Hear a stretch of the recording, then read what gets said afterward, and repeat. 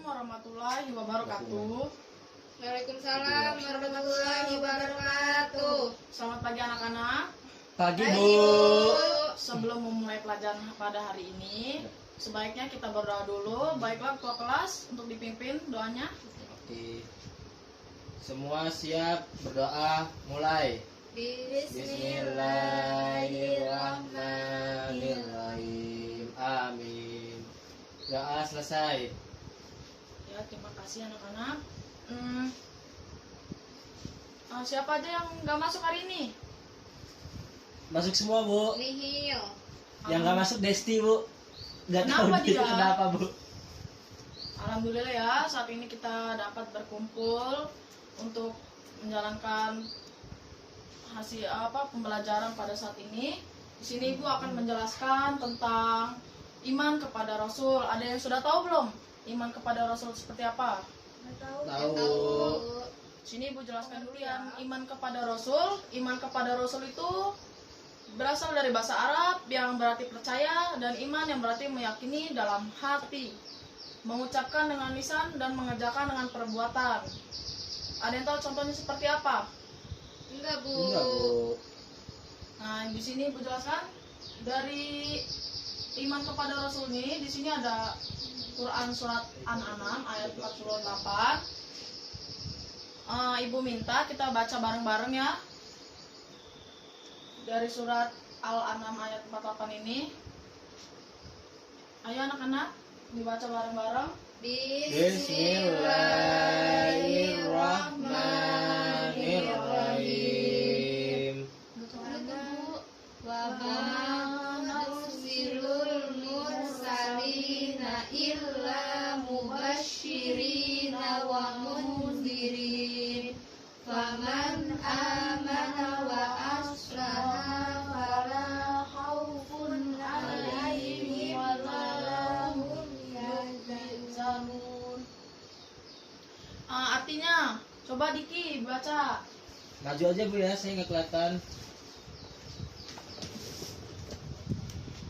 Artinya, dan kami mengutus para rasul itu melainkan untuk memberikan kabar gembira dan memberi peringatan. Barang siapa yang beriman dan mengadakan perbaikan, maka tidak ada kekhawatiran terhadap mereka, dan tidak pula mereka bersedih hati. Ya, terima kasih. Selanjutnya Ibu akan menjelaskan tentang tugas Rasul Allah, yaitu yang pertama di sini tugas Rasul Allah itu untuk menyampaikan ajaran agama Islam kepada manusia atau mengajak, menuntun ya, agar umat Islam dapat mengikuti tugas-tugas dari Rasulullah Subhanahu wa taala ini. Yang kedua, menjelaskan agama atau permasalahan agama yang diturunkan oleh Allah Subhanahu wa taala. Yang ketiga, menegakkan syariat Allah. Ya, di situ tugas Rasulullah itu dia bisa menegakkan syariat-syariat Allah. Tugas Rasul itu membimbing manusia kepada kebaikan dan menjauhi dari semua kejahatannya. Yang kelima, membimbing manusia kepada kebaikan. Sudah jelas apa saja tugas Rasul Allah? Jelas Bu, paham. Ibu akan menjelaskan lagi ya tentang hikmah dari Rasulullah. Ibu di sini akan menjelaskan lagi ya hikmah diutusnya para rasul. Jadi hikmah diutusnya para rasul ini, manusia dapat memperbaiki dan membersihkan dan mensucikan jiwa manusia, memperingatkan dari hal yang merusaknya. Jadi bagaimana sih kita mengingat dosa-dosa kita itu, terus ya kita menyadari kalau kita lagi tidak sholat atau ya selalu mengingat dosa-dosa yang sudah kita lakui ya. Terus yang kedua ini mengeluarkan manusia dari kebiasaan menyembah Tuhan selain Allah.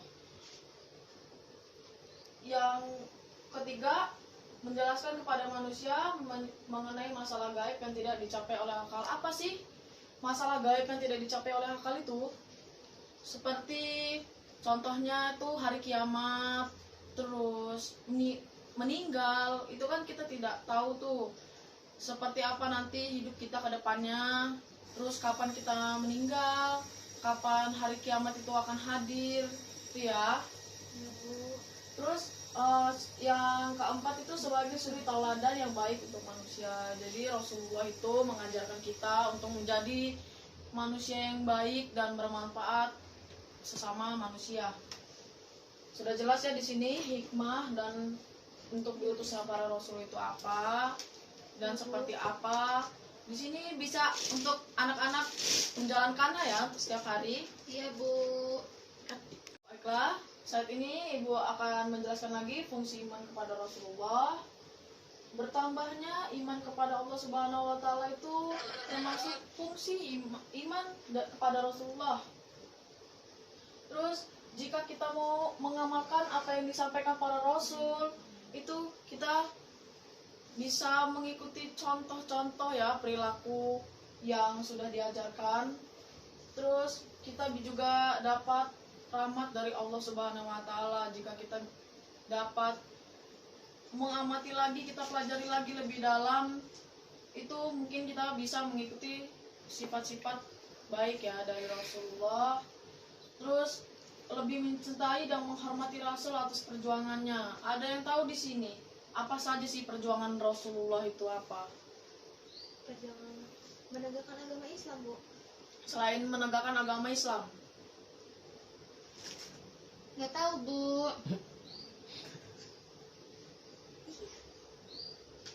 Ya di sini kan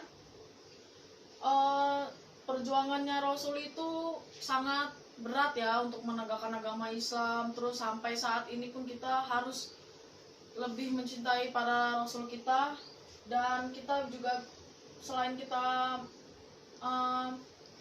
mempelajari itu, kita dapat mempercayai tugas-tugas yang dibawanya.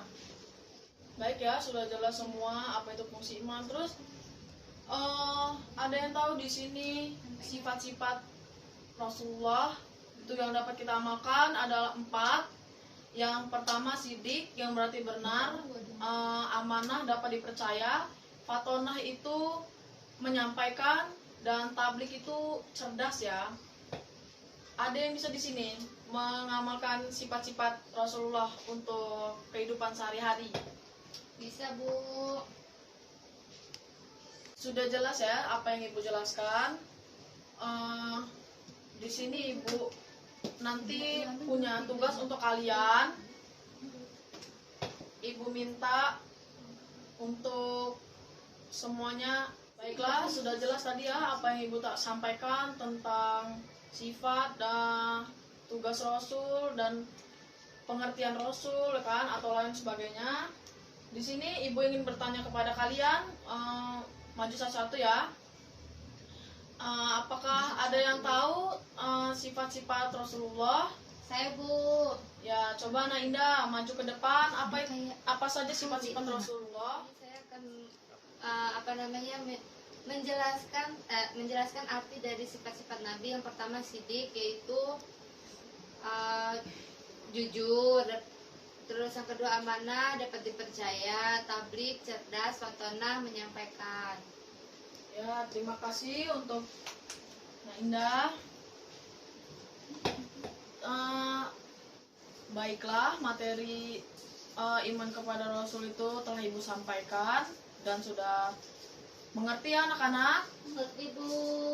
Ibu ingin kalian mengulas lagi untuk maju ke depan. Apa sih pengertian iman kepada Rasul itu yang sudah Ibu jelaskan tadi? Ibu minta untuk anak-anak mengulasnya kembali. Ya, Aulia, untuk maju ke depan. Baiklah, nah Aulia, ulas untuk apa pengertian iman kepada Rasul. Pengertian iman kepada Rasul. Iman sendiri itu artinya percaya. Percaya yang dimana maksudnya itu diyakini dalam hati, diucapkan dengan lisan, dan diamalkan dalam perbuatan. Berarti iman kepada Rasul itu kita yakini dulu dalam hati, lalu kita ucapkan dengan lisan, dan kita amalkan dengan perbuatan. Yang dimana apa yang dicontohkan oleh Rasulullah kita praktikkan di dalam kehidupan kita. Seperti itu, Bu. Ya, jawaban yang sangat benar ya. Terima kasih untuk Naulia. Silakan duduk. Nah, Ibu minta Diki untuk menjelaskan apa itu tugas-tugas Rasulullah Shallallahu Alaihi Saya akan Wasallam. menjelaskan tugas-tugas dari Rasulullah Shallallahu Alaihi Wasallam. Yang pertama yang saya tahu adalah dia adalah nabi dari Allah untuk menyampaikan wahyu dari Allah Subhanahu Wa Taala untuk pedoman hidup bagi manusia, apa khususnya untuk umat-umat Nabi Muhammad Shallallahu Alaihi Wasallam. Dan Nabi Muhammad ini adalah suri tauladan yang baik untuk kita contoh. Dan yang ketiga adalah Nabi Muhammad ini utusan yang terakhir dari Allah untuk umat-umatnya yang akan datang di masa depan gitu. Sekian dari saya. Assalamualaikum warahmatullahi wabarakatuh. Nah, terima kasih untuk Diki. Berarti kalian memperhatikan ya. Selanjutnya Ibu minta untuk Nak Indah menjelaskan hikmah diutusnya para rasul. Baiklah, di sini saya akan menjelaskan hikmah-hikmah diutusnya para rasul. Yang pertama, memperbaiki, membersihkan, mensucikan jiwa manusia dan memperingatkan dari hal yang bisa merusaknya. Terus mengeluarkan manusia dari kebiasaan menyembah Tuhan selain Allah. Selanjutnya yaitu sebagai suri tauladan yang baik untuk manusia. Yang terakhir, menjelaskan kepada manusia mengenai masalah gaib yang tidak bisa dicerna oleh akal. Ya, terima kasih ya. Baiklah anak-anak, mungkin cukup sekian pembelajaran kita untuk hari ini. Ibu minta anak-anak membuka LKS-nya ya halaman 9. Di situ ada diskusi untuk kalian. Ibu minta minggu depan dikumpulkan ya. Iya, Bu. Baiklah, untuk pembelajaran pada pagi hari ini, mari kita tutup dengan bacaan hamdalah Alhamdulillahirrahmanirrahim. dan doa kafaratul majelis. Subhanakallahumma bihamdika asyhadu an la ilaha illa anta astaghfiruka wa atubu ilaik. Ya, terima kasih untuk anak-anak ya yang sudah berpartisipasi dalam kegiatan belajar mengajar pada pagi hari ini. Ibu akhiri. Wassalamualaikum warahmatullahi wabarakatuh. Waalaikumsalam.